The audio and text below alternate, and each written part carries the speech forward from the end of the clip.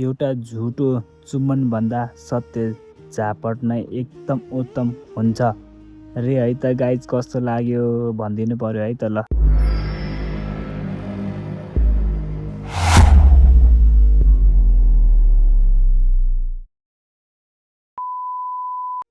Hello everyone, welcome back to my YouTube channel. नमस्कार सबैजनालाई। आज म तपाईँहरूलाई देखाउने छु बागलुङ बजारको भ्यू पोइन्ट। म जाँदैछु भिरलाखुरी भ्यू पोइन्टमा। यो रहेको छ बागलुङ बजार, बागको शालिग। यहाँबाट बाइकमा 15-20 मिनटमा पुग्नेछौँ माथि। भ्यू पोइन्टमा बाइक नजाने भएकोले अब हामी यहाँबाट हिँडेर जानेछौँ। यहाँबाट हिँडेर 10 मिनटमा पुग्नेछौँ। भ्यू पोइन्ट चाहिँ माथि रहेको छ, त्यहाँनिर बाइक हामीले यहाँ राख्यौँ। ल अब हामी मासतिर लाग्यौँ। ल है सिन हेर्नुहोस् त, कति राम्रो देखेको, कति राम्रोसँग घाम लागेको आज।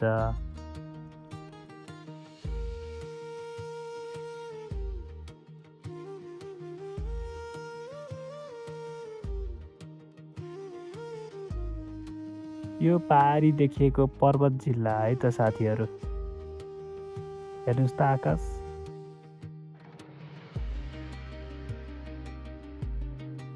ल है बाटो यस्तो छ, हामी हिँड्दैछौँ। अब नजिक आइसक्यौँ हामी।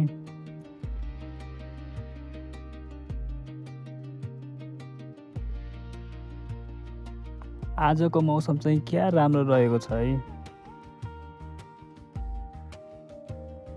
आकाश हेर्नु त, ओहो राम्रो देखिया छ झट्ट। यो बाटो हुँदै आएको है।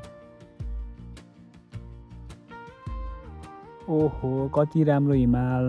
हेर्नुहोस् त साथीहरू, यो कुन हिमाल हो कमेन्ट गर्नुहोस् है त साथीहरू।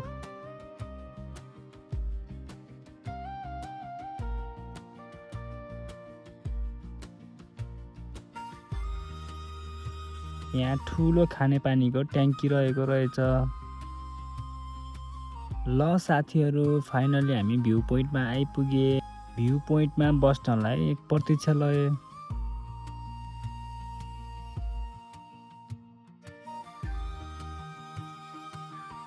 ल है साथीहरू, यो चाहिँ भ्यू पोइन्टबाट देखिने बागलुङको भ्यू, बागलुङ बजार।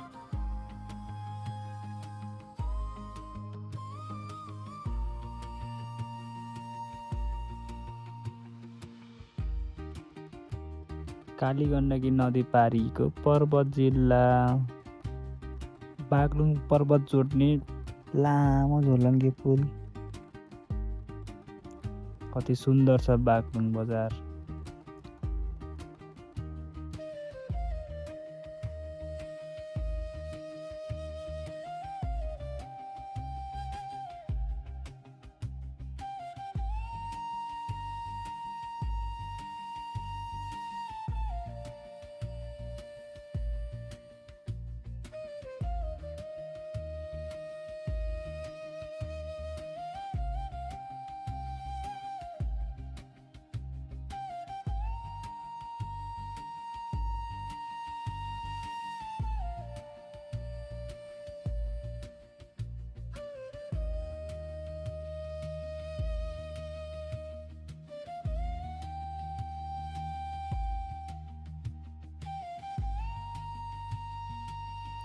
यस पार्कमा राष्ट्रिय झन्डा गाडिएको रहेछ।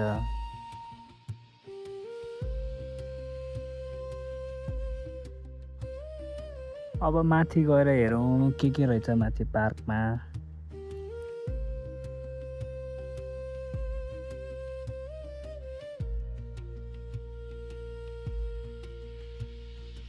ल है साथीहरू, हामी चाहिँ गन्तव्यमा आइपुगिसकेका छौँ है।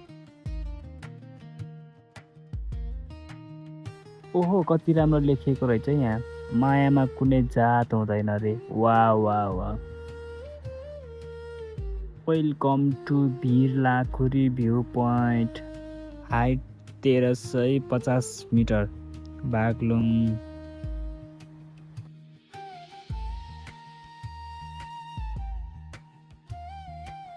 यहाँ एउटा पिङ पनि रहेछ है त साथीहरू, पिङ खेल्ने भए आउनुहोस् है।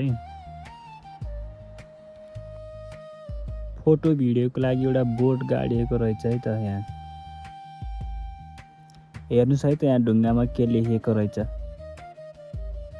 एउटा झुटो चुम्बनभन्दा सत्य झापट नै एकदम उत्तम हुन्छ रे है त गाइज। कस्तो लाग्यो भनिदिनु पर्यो है त ल कमेन्टमा।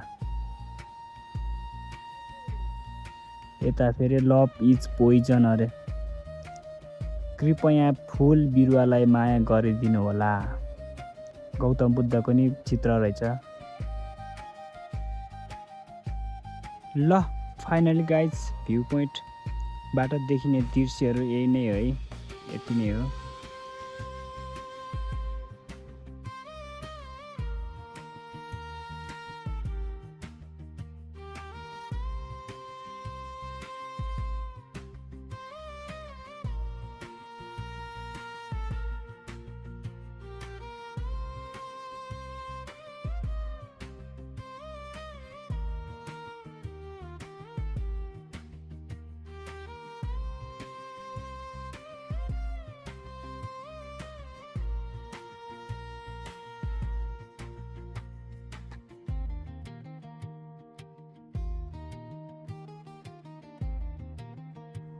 हेलो गाइज, कस्तो लाग्यो भिडियो?